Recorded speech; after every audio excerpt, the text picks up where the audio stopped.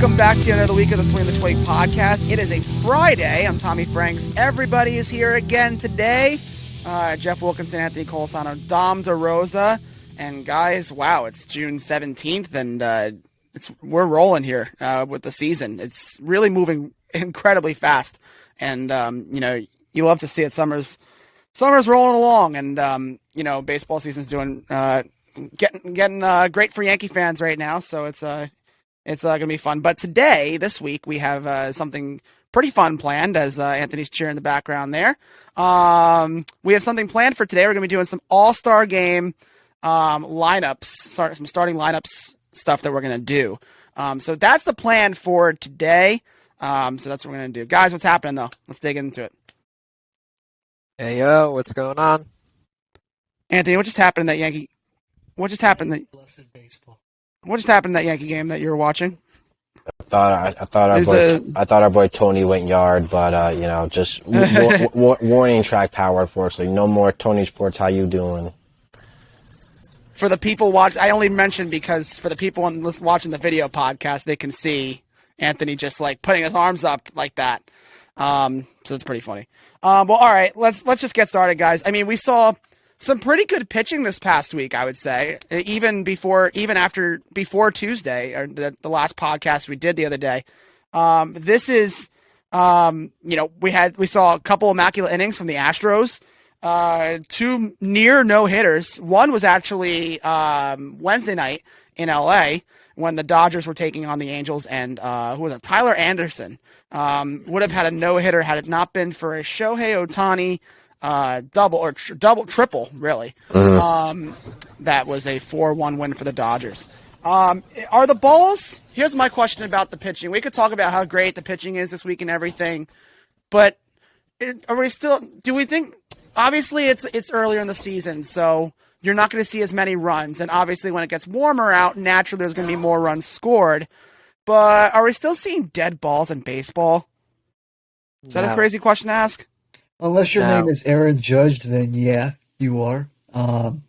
Like Anthony was just cheering, but it was warning track power. It's the worst feeling in the world. It's worse than any kind of thing in the world, honestly. But yeah, I still feel like the balls are just not as juiced. And I forget, you guys can try and help me on this one, but there was some big name that said that he believes that the juice balls are more juiced on nationally televised games for like big Sunday night games for baseball compared to others, which I actually totally agree with. Well, yeah, because that was wasn't that in Jeff's closer to the news than I am. But isn't that better? Wasn't that documented in one of the reports about Manfred and the balls? Was that they were selectively like Dom just said. They were selectively putting juice balls in the games that more people are going to watch, as opposed to like some small market game between, let's say, like, I don't know, let's take a small market team like Kansas City, and put them out against some like the Orioles or something. The Athletics. Yeah, or something. You get the point, right? Some small market team, and you see dead ball game, right? That's the theory. Is that was in the report, right, Jeff? That we saw this past off season, I think it was. We talked about it on here. Yeah, I think it was someone in the Athletic, I want to say. Making that report. But was that Ken Rosenthal? It might have been. I think that was it. Ken Rosenthal has been the whistleblower for a long time, or at least not a long time, but in recent years for Major League Baseball, he's been the whistleblower for the Astros and anything they were running Manfred and with all these juice balls. Because as a journalist, you need to keep yourself relevant too, and with him no longer I think he's no longer with MLB Network now, like for something that happened from what he did. I forgot what he did, but it was really stupid that they kind of let him go. I think the network was stupid, but for doing that. But yeah, he's just he's the whistleblower now, and I think he was the guy that kind of put it on blast. Yeah, and that's I think that theory still rings true. Because there's really not much to change. There really hasn't been much to change. And yeah, we're seeing a lot of people. Now, the people on the opposite side can say, like, we've seen incredible season from Aaron Judge. He's on pace for 65 home runs. We're like Stanton's on pace for 60, right? Or 55 or whatever it is. Something ridiculous. And these guys are competing for whoever's going to have more home runs in the season, right? that would be the argument for it to be like, well, there's no juice. Like, there are more juice balls in baseball now. There's more home runs hit now. But again, I still think we see. To me, it feels like we're seeing a lot more of these no-hit attempts. Maybe they don't go through for no-hitters, but we're definitely seeing less hits on the board in those games. So, like, maybe 1-hitters, 2-hitters, almost perfect games, which I don't think we've seen this year, right? No perfect game. We've come close. No perfect. Yeah, we've come close a couple times, I think, once or twice, but that hasn't really happened per se. Right. That's why, right? Yeah, that's why I say, like, the juiced balls, we're not going to see that probably, if any point, until the summer. So I guess that really speaks. What's that, Tom? I was going to say, and sorry, Tommy, if I cut you off. No, you're good. Go on. There's another point that I actually am in favor of this one. I'm finally glad it's happening. Like, this was more common back in the day, but we're also seeing pitchers go 115 pitches deep in 7 innings, 120. Something that sounds crazy today, but it was totally normal back then. So a lot of managers, even old school or older guys, are starting to put their starters out there like they mean it, because they are getting paid what they should be doing going 7 innings. So that's also another thing. I feel like just these starters have a longer work ethic this year compared to previous 4 to 5 innings, 80 pitches. You pull them after they give up a hit. Now it's like bases are juiced, 2 outs. You keep them in at 105.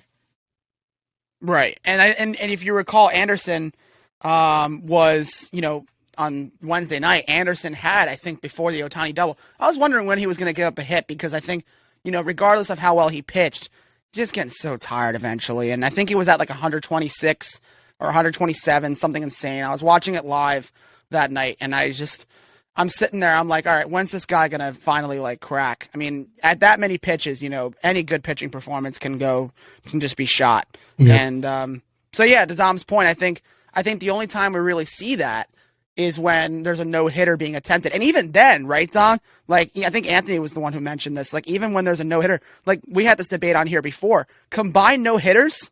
Come on. Combined no-hitters. We don't care for those. And that's kind of to the point, right? Yeah, exactly. Thumbs down from Anthony. And that's the point. Like, we're seeing managers give pitchers, a much, much tighter leash over the years. Certainly this year. I know that's pretty much agreed upon by everybody here, right? Okay. Yeah. I'll take that silence as a yes. Yeah. Okay. Well, on to that. Jeff, who was it? Mikolas from the Cardinals nearly tossed a no-no. Who was that against again? That was the other one. It was against... Oh, my God. Why? I want to say the Pirates. That's right. It was. I think it was the Pirates. Well, speaking of the Cardinals, guys, I mean, we could just jump right from one topic to another here. Speaking of the Cardinals, did you guys see what Yadier Molina did not too long ago? Just, I think, a few games ago. I read something. Yeah, what did he do exactly? So Molina's a catcher, obviously. And Molina is on second base. He's the base runner at the time. And I think it was runners on, first and second at the time. And Brubaker for the Pirates wanted to, he lifted his leg. He's a righty. He lifted his leg to release. But then it's hard to, you can see on the video podcast, I'm putting it here. And Brubaker lifts his leg and then turns to go back to second base after he lifted his leg, and then in an attempt to go home, he turned his body and everything, the motion to go home. And then all of a sudden, halfway through that motion, he turns around and goes to second. They didn't call anything until Yadier Molina, and he threw the ball at second and tagged him out, which led Molina to protest. And once Molina protested, it took him 3 to 5 minutes to convince the umpire that, yeah, that was the balk. It was an obvious one too, actually, when you look at it. So Yadier Molina was actually able from second base to convince the second base umpire, I forget who it was, to call a balk on Brubaker. Wild stuff that a player can convince an umpire, huh? I mean, the GOAT speaks for himself, Yachty. Also, fun fact, most putouts by a catcher of all time now. So congrats to him on that. That's interesting. I guess that just shows you, how big of a name you are and how much of a veteran presence you have. Those umps and stuff might actually take you seriously, and they did. And Look at Yachty kind of being the real captain, +1. Oh yeah, Yachty's Yachty. I couldn't believe that happened. That's probably the first time I ever saw a player truly convince an umpire that. That's rare. If you ever tried that in like the NHL, if you ever tried that, gosh, if you tried it in basketball over a foul, they'd tell you to go F off, right? You're tossed, or either tossed or just you're told to go pound sand. Hockey, same thing. Like, you're taking it no matter what. Or you can challenge a certain call depending on what it was, goalie interference or for a goal or something like that. That's very different. There's no challenges with a balk. So, I mean, I guess it goes to show the respect for Yachty or Molina. Maybe. I'm not sure exactly. Or it's just a fellow player trying to say, hey, I think that was a balk. But I would lean on the first one there towards respect for Yachty or Molina. But I found that really fascinating. Have you guys ever seen a player really just do that? I've never seen a player win that argument. That's for sure. Yeah. Well, yeah, to win it is another thing. That's the other part. I think that shows from a baseball fan's perspective, it shows how much knowledge of the game and how much respect Yachty or Molina has across the league, not only from players but from umpires too. So I mean, and sure. I think he's a guy who isn't going to cheat the game. I think he understands the integrity of the game, and when he sees something that's not right, he's going to kind of call them out on it. And in this case, he obviously did something that was something you can't do. And being a catcher, you know what pitchers, their tendencies, and he knows what a balk is. Like, it's like you're not going to deny him. This guy works with pitchers every single day. He knows what a balk is, and you're going to go against one of the greatest catchers to ever do it. Like, you had to take his word. Absolutely. Yeah, 100%. Well, on that note, guys, I mean, this is, let's get right to the, we'll continue in the NL because a lot of the actions happen in the NL, obviously. Maybe we'll get to the Padres and their little hot stint still going, by the way. They're half a game ahead of the Dodgers as we do this show. Yes, sir. In the NL West. And they just got another win on Thursday afternoon against the Cubs. Fantastic victory for the Padres with their ace, Musgrove. So, but guys, the Braves win streak is currently the number 15 games. The Atlanta Braves have won 15 games in a row. Now, Albies, we forgot to mention on Tuesday, guys. I mentioned it after we were done. Albies broke his foot. Not even on, I'm not putting this in the video podcast because it's uncomfortable to watch. But Albies breaks his foot in the at-bat, and he didn't even, the ball never made contact with his foot. No bat hit, anything like that.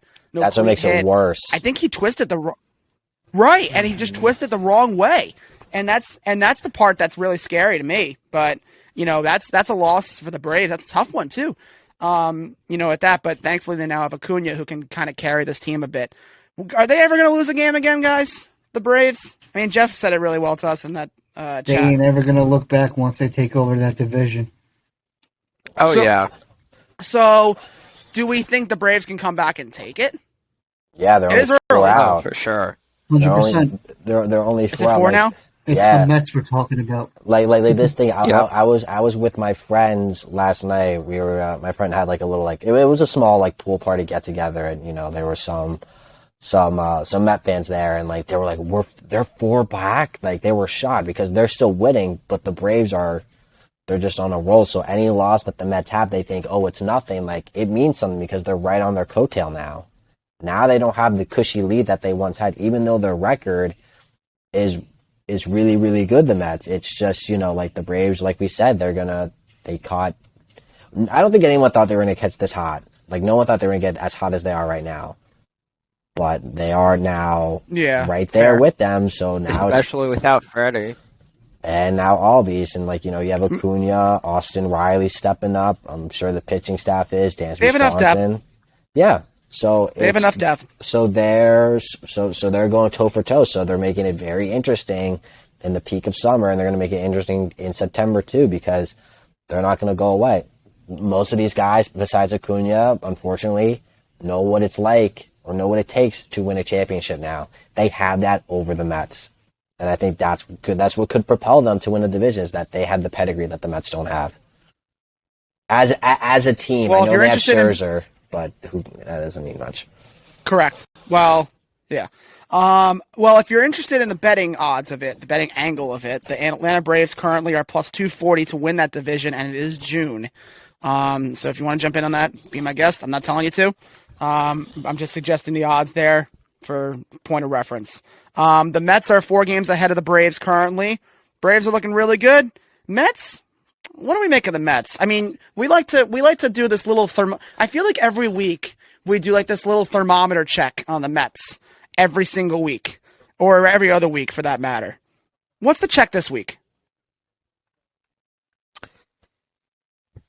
It's tough to gauge. It really is. It's really tough to try and figure it out just because, the Mets are still doing good.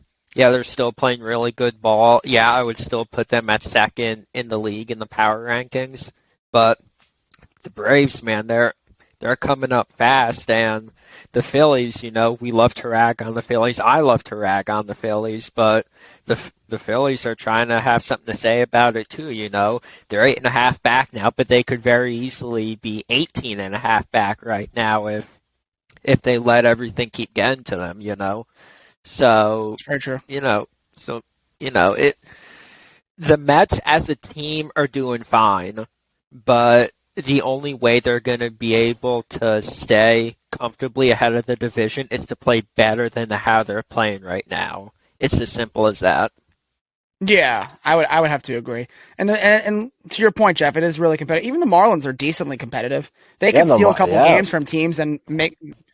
The Marlins are not going to make the playoffs or anything like that. They're not going to win the division. We're not saying that, but we are certainly saying that the Marlins can steal games, and they've done it plenty already this season. They have the team to do that kind of thing. Yeah, they're the team in September, and even now they're the spoiler team. You hear that around baseball, where sure. or in sports in general, where it's like absolutely they're out of the playoffs, but they're still trying, so they're just going to try to wreck other teams' chances. So it's like they're going to be that team, especially in the NL East. They're going to be that. They're going to do that against the Braves. They're going to do that against the Mets and the Phillies, because as much as you want to say, I know as them as an organization, they know they're making the playoffs. Like, all right, well, let's try to still be competitive. And that's all you can ask for. So they're going to try to have an impact in that way, which is going to make it a very tough, September for the NL East. I don't think you can really call them the NL East anymore because the Braves and Phillies are kind of they're getting back on their hind horses and making it competitive once again. Right. Yeah, and I think the NL East part is kind of less of a relevant argument now, but it was funny at the time, and because it was a weaker division at the time. And I see Jeff laughing a little bit. Well, yeah, it's going to be a challenge for sure. All right, so do we have Bros of the Week this week? Do we? Anybody? I do have one. All right, go Dom. Got my boy Yordan Alvarez. I know we don't like him because of the whole entire Astros purpose, and I gotta respect him. But come on, he's the best DH, I think, let alone in the MLB. He's carried my fantasy team throughout thick and thin. Now, by the way, little fun fact that Jeff will probably get to later. We're having a seesaw battle because Kevin Gausman decided to lay a big egg for me. And did. Yeah, of course, Jeff's pitching does well. Joe Musgrove did well for me today. But now we're tied up. We're neck and neck. So that's what you call real competition, Tommy and Anthony. That is real competition. I gotta agree. Touche, Dom. Touche. All right. Well, anybody else? Jeff or Anthony? Before I go. Bro of the week, and you're gonna be shocked. Go for it. And it just came because I sent Dom a video of this. Darvish. Yeah, baby. You think Darvish? I'll tell you why. First of all, they had the tornado warning in Chicago. This man didn't give a crap about it. Still warmed up and balled out. And then there's a video of his son just dealing in the bullpen and his dad coaching him. So it's damn, we got I think it's called, his name is Shohei Darvish or Shohei Darvish. I don't know how to say his name. It's Japanese. Excuse my bad pronunciation, but and excuse my dog in the background. He's going cuckoo right now, but he is, but it was just cool to see his son throw bullpen session. He's actually pretty good.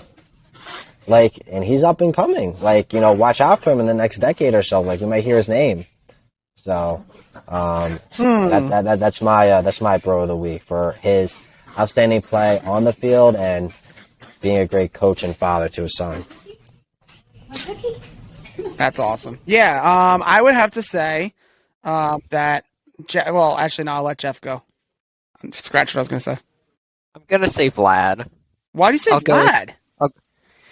Vlad has actually been doing pretty good as of late. He's had 3 home runs this week, which, not send the world on fire, but it's definitely more what we expected out of Vlad. Had his first career walk-off Wednesday night, I believe, against Baltimore. So that was good. And that was on top of a 4-hit game. So he's starting to pick it up a little bit.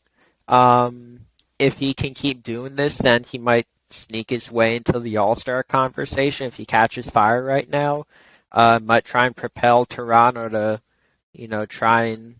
try with all they can to sneak ahead of the Yankees come September. I don't think it'll happen, but if he starts playing well again like the Vlad that we all know, then it could get a little dangerous for the Yankees. Oh, maybe. Well, it takes a team effort, Jeff. So yeah. If Vlad plays well, then the whole team would have to play well in order to catch the Yankees. That's a tall task at the moment. Very tall task. And they just lost Hyunjin Ryu for the whole year. They shut him down. That is a great point too. You mean a Yankee killer is wonder? A Yankee killer is down for the year. How about that? All right. Well, I got my bro of the week. It's going to be short and sweet. Dom's going to love it. Manny Machado, and for a simple reason. He's the 17th player now, guys, to record 1,500 hits and 2 homers, or 250 homers. Wow.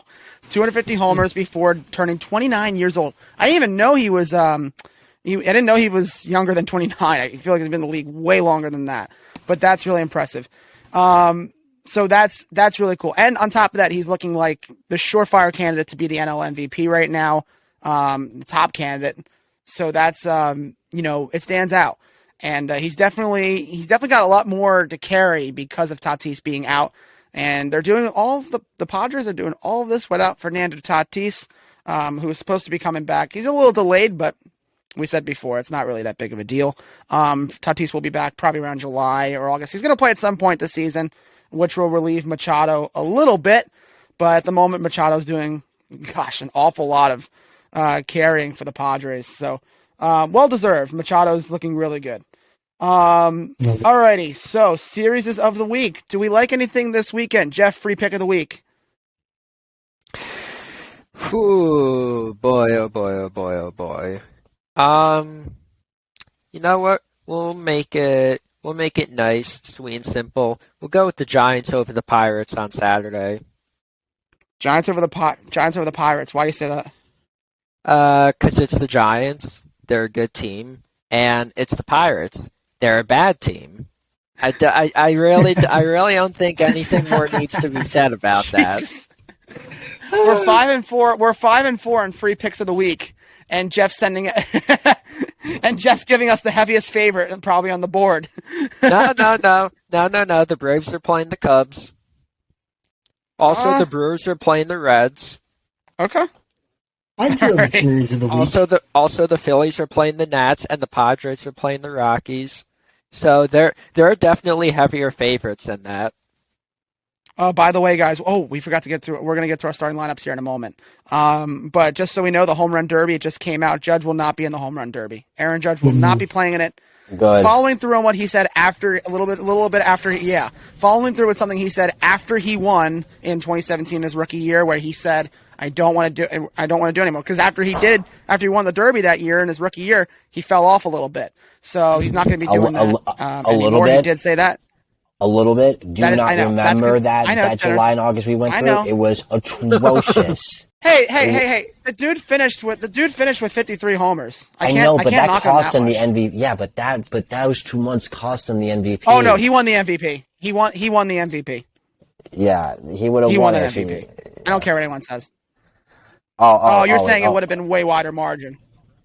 Yeah, like it would have been like I agree. because he was slumping and he still ended with 284, which is still really good. But if he ended in the 300s, it would have been his. But unfortunately, he had to have that horrific July, August, and It's just unfortunate that we had cheaters. But anyway, that's beside the point. But, we saw it once. I was happy. Let someone else win it. Pete Alonso can win it again. That's all I care because, they're not winning anything else. Certainly can. All right. Anybody else series of the week? Anyone got one? Jeff's got his. Jeff, that's his series of the week too, right? Yep. All right. Anybody? Yeah, I got the Angels. They're going to be at the Mariners. Just think it's a good one because everyone expected Seattle to do what they did like last year. I personally think they're overrated, just like Robbie Ray is having an atrocious season this year. And Anaheim coming off a Madden firing, big losing streak, trying to get back on their toes and everything like that. Should be an interesting series, just a good AL West divisional matchup. Okay. Anthony, you got yours? Or did you... Yeah, mine's gonna be I know, shocker. It's Yankees Blue Jays, just for the sole reason that we already won the series against Tampa. If we win Toronto, we create a massive margin in the division. I said it to you guys, I think either on Tuesday or I keep saying it off the air. These 9 games are very important because this really could widen the margin in the East and give us the ultimate cushion for basically the rest of the season. I'll say this right now, because if we come out of this stretch with a winning record, like a very good one, we set ourselves up for much success to really cruise in the regular season and get ourselves in tip-top shape for the postseason, because we don't play them, Tampa and Toronto, then for a while, and then we're not playing Boston for a little bit either. So that's what I'm saying. This series is big this weekend. If we sweep Toronto, fantastic. But take 2 out of 3, we'll take that as well. I would prefer any series win by any means necessary, and no matter how, a series win is a series win. All right, my series of the week. I love the timing of this. Marlins Mets. Mets are 4 games ahead of the Braves currently, and the Marlins. We just stated here, guys, for a little while, the Marlins are a spoiler team, and that's why I'm going to ride with this series as my series of the week, because it's going to be a good matchup. I mean, it's at Citi Field. Again, it's a spoiler team in Miami. Maybe Miami's not going to win the series. Maybe they do. Who knows? Miami's just that kind of team that can throw anything random at you. Some great baseball 1 minute and poor baseball the next. So that's the situation. And the Mets, they can crumble at any time, and we're just waiting for it. Or if they continue it without their starting pitchers, their 2 aces, DeGrom and Scherzer, then more power to the Mets. But like we said, guys, the lead for the Mets is tightening 4 games. So I think that's a great spot for the Marlins to dent it a little bit more. All right. So with that in mind, let's go with the All-Star lineups. Are we all ready? Yes, sir. All righty. All-Star game lineups. Who wants to go first? Or do we want to do it by position, and then we all go one at a time? Yeah, sure. Let's do that. We'll do position. Mm-hmm. All right, so let's start with the American League, guys, since most of us here are fans of the American League. So who do we have to start the game? How do we want to do this? Are we just going to call it out? Call it out. We're doing rapid fire here. All right, G-Man Choi. Whoa. Starting pitchers. Oh, starting pitching. Ooh, okay, all right. Nestor Cortez. Definitely no bias there. Okay. Shoot him out. Clanahan. Nestor. Anthony? Yeah. Oh, I got Verlander. Okay. Yeah. He's done it like I just don't think. I think. I know, but I think the fans would vote him in, and then, I don't know, depending on the situation. I just can't see Nestor starting it, unfortunately. I would love to see it, but can't. All right. Should. Catcher, Jose Trevino. Again, totally no bias there, but look at the competition. Oh my God, I had Trevino too for the AL. Anthony. Trevino. Just no bias. I mean, I had Trevino, but I was going back and forth between Higgy and Trevino. I'm going to give it to Higgy, but I think Trevino should get it. I'm just going by who I think will start. The only other catcher I could see them giving it to in the AL is Alejandro Kirk. Because he is good. Okay. He's a good catcher. Yeah. I could see that too. Slim, just to get another name out there. All right, position number 3, first base. Who do we got? Jeff. G-Man Choi. G-Man Choi. Anthony. Ryan Mountcastle. Dom. Jose Abreu. I got Anthony Rizzo. All right, second base.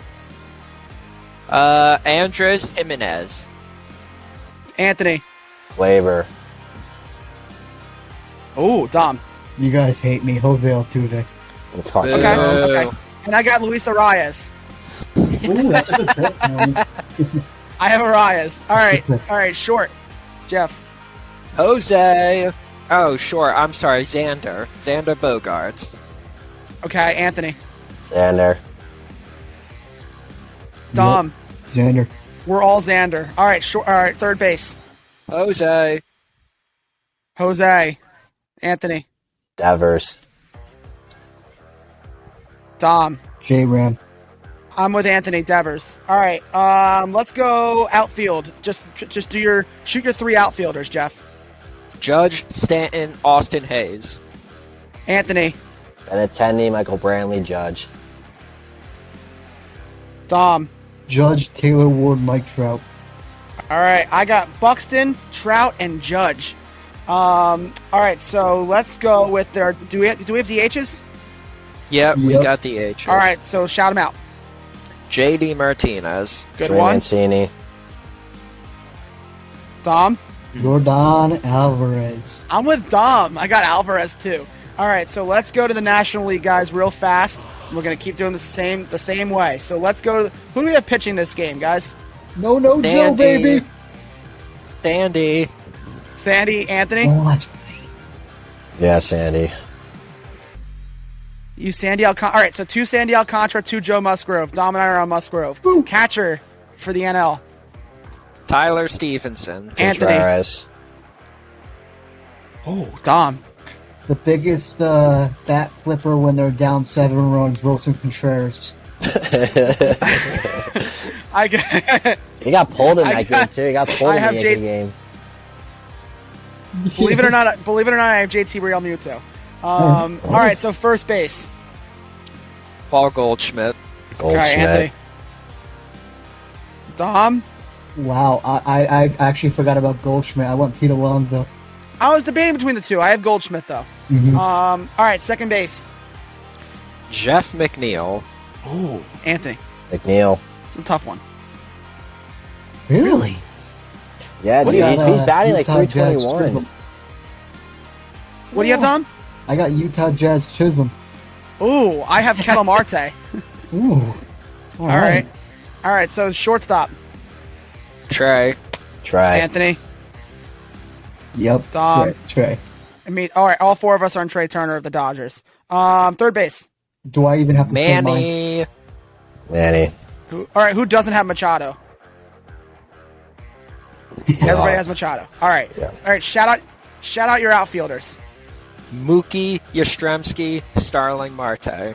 Anthony. But I have Acuna, Marte, and I'm going to go with, I apologize, I know you wanted this to be a rapid fire, but I put Will Myers in there. I don't know what I was thinking. You're good. Sorry, Dom. But I'm Me like, either. like, why did I put I think him? Dom would agree with you. Oh, no more Mazar. Dom agrees with you. I'm like, what? I'm gonna take where I just saw him. I'm gonna go with the boy, the Met Killer, Jock Peterson. All right, Dom, what do you got? Jock Peterson, Mookie Betts, and Ian Happ. Awesome. I got Juan Soto, Ronald Acuna Jr., and Mookie Betts. Juan Soto, DHs. really? Why not? He's not playing well. He, He's batting like 230. yeah. I'm going by who I think is going to play. Yeah, who's gonna it's a popularity vote at the end of the day. DH, I got Garrett And that's Cooper. exactly what yeah, I agree. Okay. Jeff, Bryce. Dom, Bryce, baby. 3 Bryce, 1 Garrett Cooper. Look at that. All right, and that is our that is our lineups. That's not too Also, bad. Also, by the way, I was totally joking with G-Man Choi. I just said that to see if I could get a reaction out of you. I actually went with Ty France. Okay. Well, I was debating on Ty France at one point. Actually, I'm not gonna lie. I thought you were serious with that. The G-Man Choi. No. I thought Jeff was talking about G-Man Choi pitching for the game. I was like, wait, what? I'd love to see that. The guy can get hit with a ball. He wouldn't be in pain. Oh, my God. Well, either way, so we have on the video podcast here, we have all the teams that everyone just shouted out here aligned on the screen here so you can see it for a little bit. That's our teams. We'll share them on the Instagram page. Go follow Swing the Twig Pod. Twitter, we'll put them up there too, as well as you're watching this video podcast right now. So if you're listening, you can go to our social media outlets and look there. And because that's our All-Star Game selections. Go look at our stories, posts, and so forth.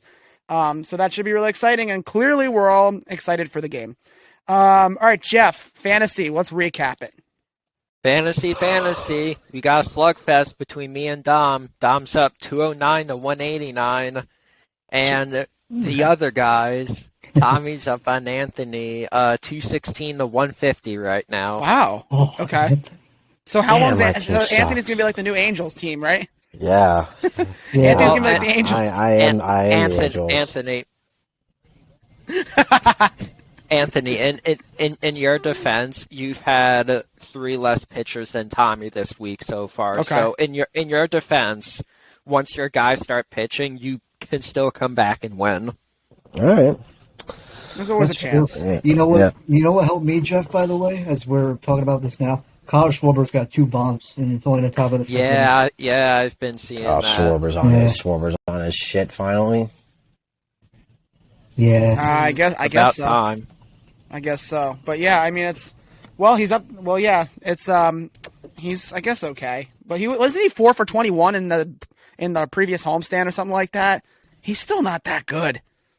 I'll take him on my fantasy team. It's all good. Oh yeah, that's a terrible sign. How many points he get by the Phillies?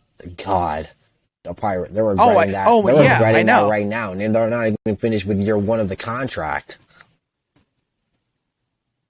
And it doesn't matter. Like, they're blowing out the Nats as we record this podcast. I don't think it makes a difference. This is just a Corbin game where they're just they demolished Corbin. They just blew him off the mounds on Thursday night. So as we're recording this they still got him in a Boston hat. Look at that. They still got him in a Boston outfit. That's ESPN, dude. Yeah, they're behind on everything. I feel like. Yeah. ESPN's behind on everything. Clowns. Fantasy. They don't keep it up. They don't keep it up to date. No. Well, we'll skip the trivia for this week, so I'll take it for next week, and we'll move on from there. But yeah, that was if that's everything, guys. We'll be back here on Tuesday. Hopefully, we have everybody for that show as well. I know that's going to be pretty exciting, and hopefully, we can get a better idea. By the way, as a bet, I'm not giving gambling advice. I did take Judge to win the MVP. At what? I didn't get as good odds as before the season, but it was still plus money, and I liked it. Plus 115 for Judge to win the MVP. I'm just being transparent, is all. And Jeff, actually, Tommy, if you want to do a trivia question really quick, I got one. It's a nice quick one. Fire away, Jeff. All right, who's got the most All-Star Game votes in MLB history? Real easy. Well, not an easy question, but pretty straightforward question. So it would have to be when did they start doing like fan voting online for the All-Star game? That's the big question. Not too long ago. Right. I will tell you it's pretty recent. Like we were definitely alive for this. Yeah, well, yeah. I would hope so. Best. That's a good Griffey? question. That's a really good one. No, I was not gonna Griffey. guess that. Wait, is this in one single season or the whole career? This is one year. One year. All right. So it must have been Anthony's cheering. 1 year. Cheater? 1 year. Nope. Barry Bonds. I'm kidding. Nope. Who the heck Gotta is think more recently. Trout? A-Royd. Nope. What? Not Ohtani. Not Ohtani. Nope. What? I'll give you a hint. I'll give you a hint. He is a Yankee. Well, okay. Judge? That was one of my next guesses. Nope. What? I'm so confused. I am so confused. Jose Trevino. No. I wish. Jose Trevino. All right. Can we get one more hint? Rivera? One more guess. I was thinking of Mo, but it's a Nope, closer. not Mo. Well, I don't know. Mark Teixeira. Not Mark. Not Mark Teixeira. A Yankee? That's I should clarify. He wasn't a Yankee then, but he's a Yankee right now. Giancarlo Stanton. No, not Stanton. That's a good guess, actually, considering he was in It Miami. is a very good guess. Off year 2017. That's a very good guess, Dom. Is he a Yankee now? I'm gonna go. He's a Yankee now, and apparently wasn't before. So he's got to be a veteran. So he has to be a veteran. Donaldson. Oh Thanks. my God! Yep, Josh Donaldson. That's not what I was gonna guess. Donaldson really got 14 it? million votes. 14 million votes. Damn, the Toronto man.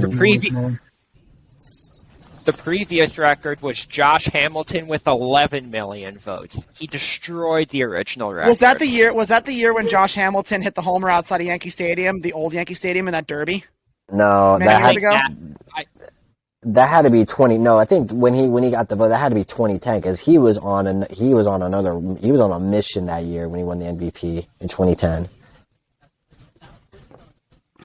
Yeah, probably. Yeah. So, all right. So that's a great question. Clearly, Jeff really got us good. there. Yeah, I was like, damn.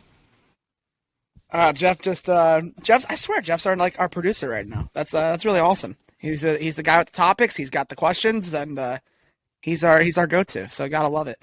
So all right, that will do it for us this week. We'll be back here next Tuesday. So that's when we'll be here. Video podcast every Friday.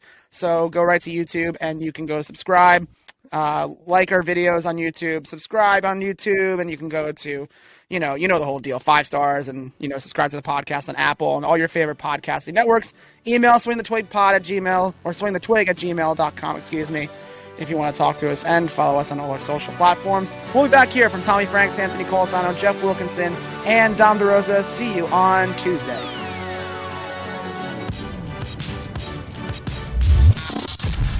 Hey, thanks so much for listening to the Swing the Twig podcast. If you really love this show, please give us a 5-star review and be sure to subscribe. If you have any questions, comments, thoughts, or concerns, email the podcast at swingthetwig@gmail.com. If you want to follow us on social media, go to our Instagram at swingthetwigpod, or you can go on Twitter at swingtwig.